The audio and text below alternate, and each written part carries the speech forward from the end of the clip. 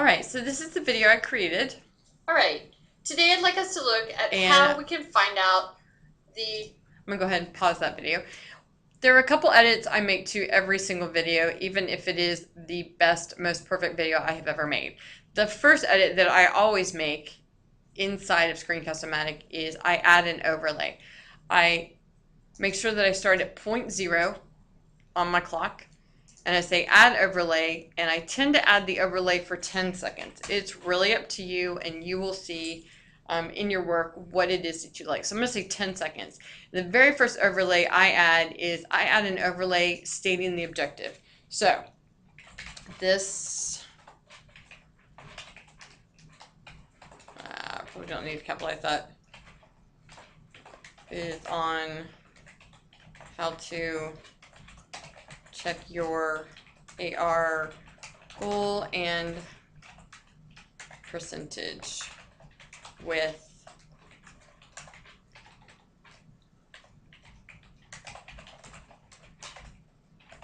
right, so I like to do that. That's kind of large right there at the beginning, so I'm actually going to take the box itself and I want to edit the box. So if I move it, it will actually let me move the box itself.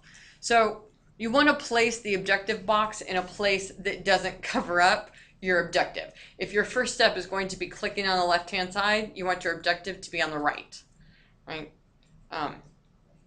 The other thing is I'm not really enamored of that color, so that it fits with where I'm starting in the video, I'm actually going to go and change the color of the background. I'm going to choose that, maybe something a little less garish, so I'm going to go with purple, and there we go. So that's edit number 1.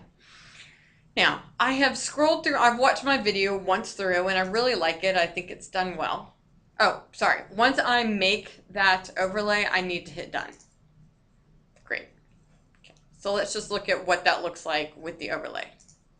Alright, today I'd like us to look at how we can find out the percentage of our goal that we have acquired with an accelerated reader for the 9 weeks.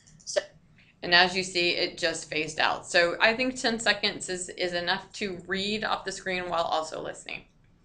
So again, I've looked at this video. I like how it works. I like how it flows. I don't see a lot of editing that I need to get done. Many times it is easier to redo your video than it is to literally go cut out work or trim around work. Changing the audio is almost impossible unless there is no way you can redo the video. I would not mess with the edit audio. It's a challenge. So, but again, let's focus on the edits that are simple and the edits that really give you the most bang for the buck. So the last edit that I like to do, that I always include on every single one, is I scroll all the way to the end of my video and I like to add an overlay. This time though, I'm not going to say at current time, but yes, I want the current time, but I also want you to pause the video because I like to give an ending credit, almost like a checkout for my video to make sure they knew what it was about and where they can get more. So again, I like 10 seconds. It's pretty good. I'm going to hit start. And again, I'm going to bring up that text box. I'm going to say, please see our YouTube channel for more AR related videos. You can contact me at, and then I might say, you know, sometimes I say Mrs. Helling. If it's specifically for students, if it's for other adults, I tend to use my, just my first initial and then my last name, Mrs. Helling. And then at, let's see, lhilling at fcps1.org.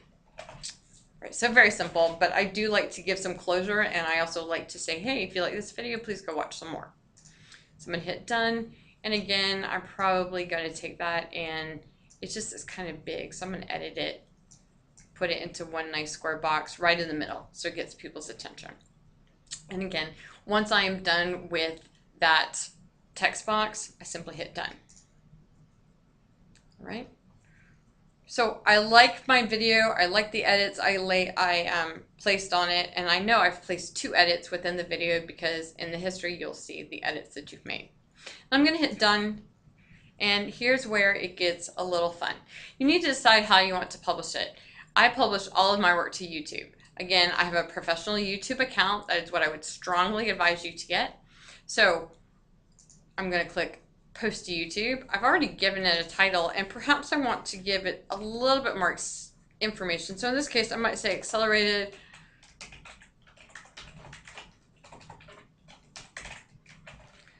reader, because you really when you're writing the description, you want to think about your public and the people who are going to access your video. So I'm actually going to use those as tags. So accelerated reader, I'm going to make as 1 tag, and then a comma, and then Renaissance at Home as another. And then I might actually say AR. And tags are really helpful think about when you're searching something in YouTube. That's, those are keywords, those are tags. My category is education, and in this case, I'm going to make my video public. There are times when you would want to make your video unlisted. If you don't want the general public to see your video, but you do want students, or you do want anyone who has the link to be able to see it, then make your video unlisted. So in this case, I think I actually will make my video unlisted, since I told students how to log into Accelerated Reader. I gave them the format of the username. So in that case, I usually err on the side of caution, and I make the video unlisted, which means it's not there for someone like just searching in YouTube. They won't be able to get to it. But anyone who has the link, or anyone who has the embed code, can get to it. Do not make your videos private. If you make them private, only you can get to them, and only if you are logged into YouTube. Okay? It's basically it's a guarantee that no one will ever see your video, not even you, unless you're logged into Google. All right? So again, those are kind of your 2 options, public or unlisted. So I'm going to leave it unlisted for now. So I'm going to say unlisted, and I've already given Screencast-O-Matic my YouTube account, so good to go, super easy, and I say upload to YouTube. And there we go. It's going to encode my video, and then it will upload to YouTube. And it doesn't take too long. It depends on the length of the video. The longer the video, the longer the encoding. All right.